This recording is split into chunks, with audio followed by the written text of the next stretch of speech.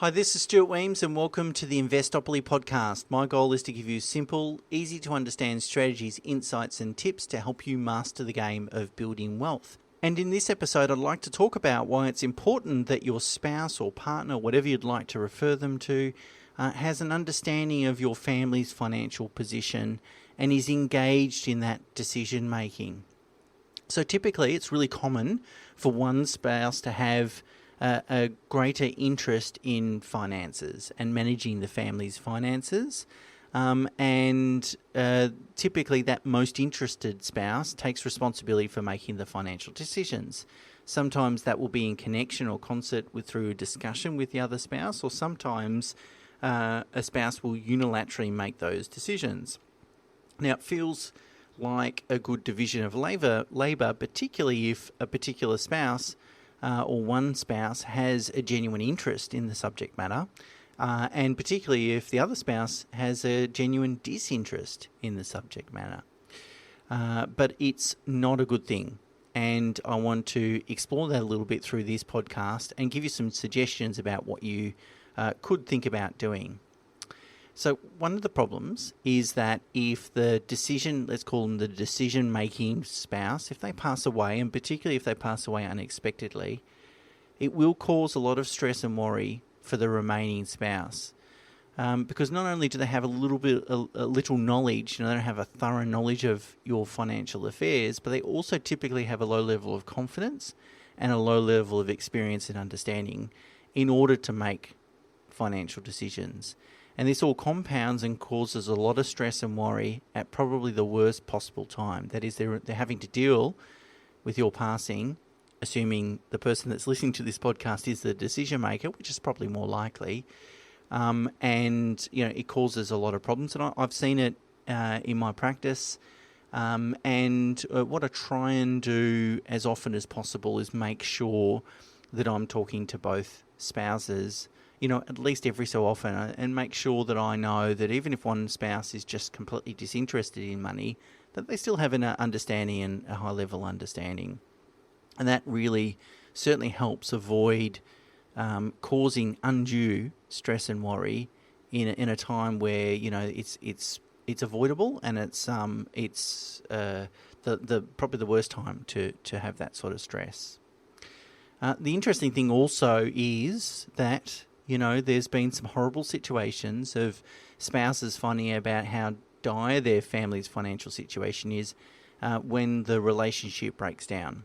So that is that husband and wife or a de facto couple decide to separate, and it's only then that one party learns about the massive tax debts, the liabilities, the fundamentally unsound investments that the other partner has made.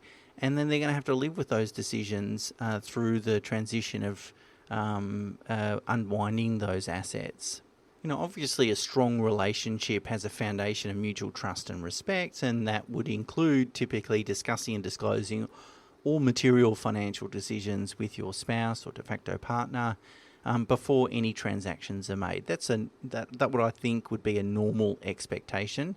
Unfortunately, it doesn't always occur. Now, quite often one spouse, in particular I find men, often have a strong sense of responsibility to provide, in inverted commas or quotations, for their family.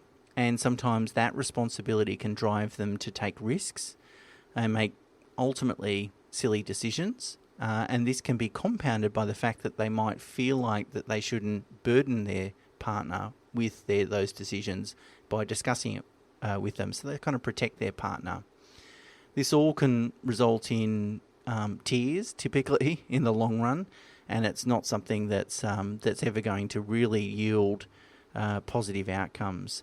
So it is the responsibility, I think, of all of us as individuals to ask questions and seek to understand.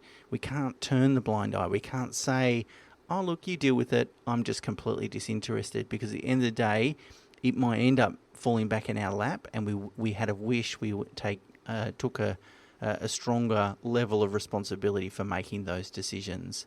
And really, that's not to say that you can't trust anyone or that you can't delegate. But the thing you can't delegate is your obligation to take responsibility for your own money.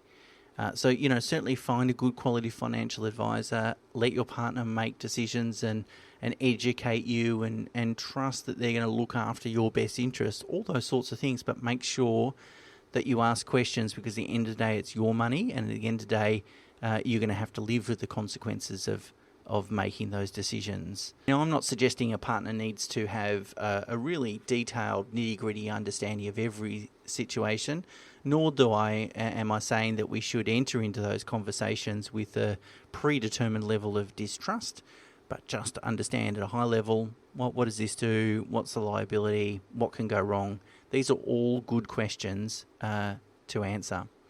The other to ask, I should say, the other benefit of both partners being on the same page is that you're more than likely to stick to the strategy.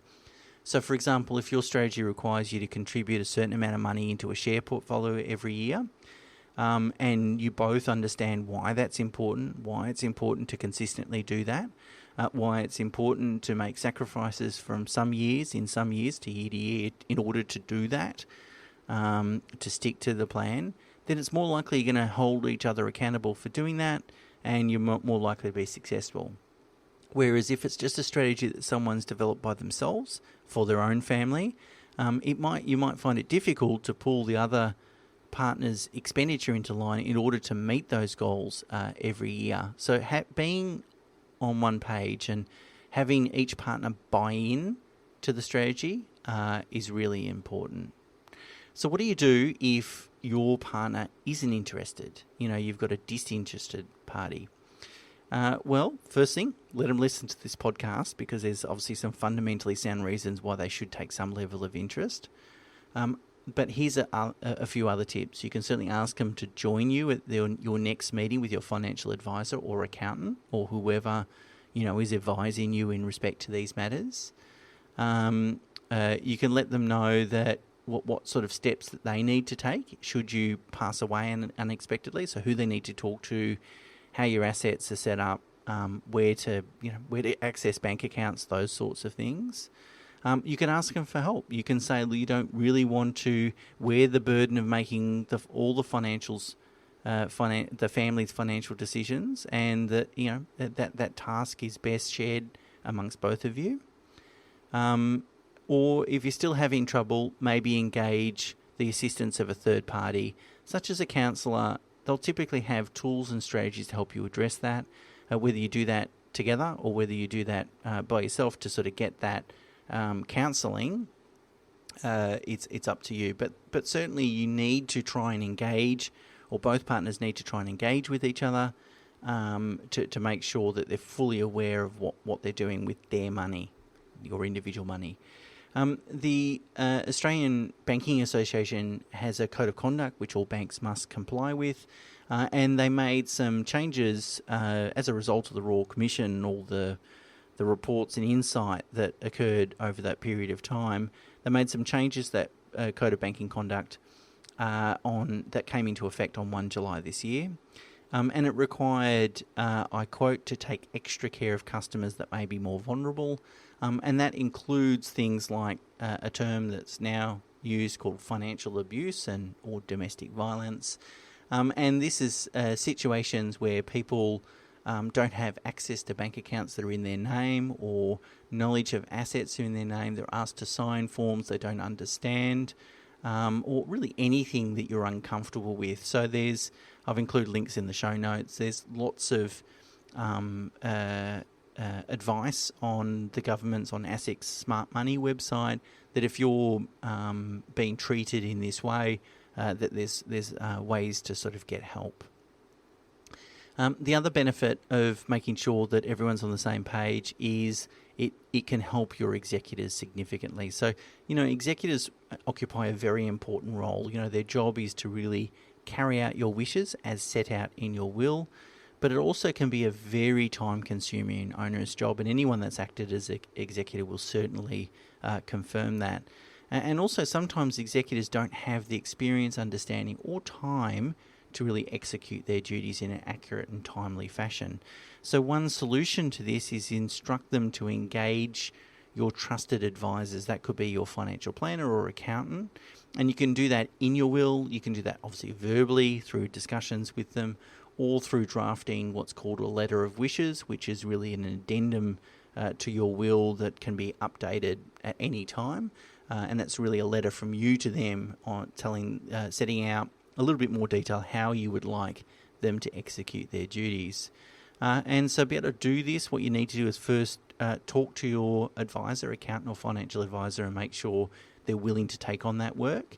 And then ensure that you have that conversation with your executor, and your executor could naturally be your spouse, brother, sister, friend, whoever it might be. Have the conversation with them and say, okay, it's really simple. Here's my will. Here's what I'd like to have. Go and seek X, Stuart's advice. He'll look after you and, just oversee that process. And that releases the burden from a time perspective and, from an emotional perspective in order for them to execute their responsibilities. So it's okay for one spouse to take the responsibility for organising your family's finances. That's fine. It's okay for one person to run with it. However, the responsibility to make decisions, understand your income, assets, liabilities and cash flow is something that must be shared equally amongst spouses. And if anyone that's listening to this that's a spouse that's relatively disinterested in their financial situation, that might come back to bite you one day in terms of extra stress or problems or issues. And so I would strongly counsel you to take some basic level of interest in your financial situation. And this is ultimately likely to empower you in the future and make you feel more confident no matter what life brings you. So there you go, just a short one this week in terms of making sure that we're all on the same page if we have a spouse or de facto partner. Okay guys, until next week, bye for now.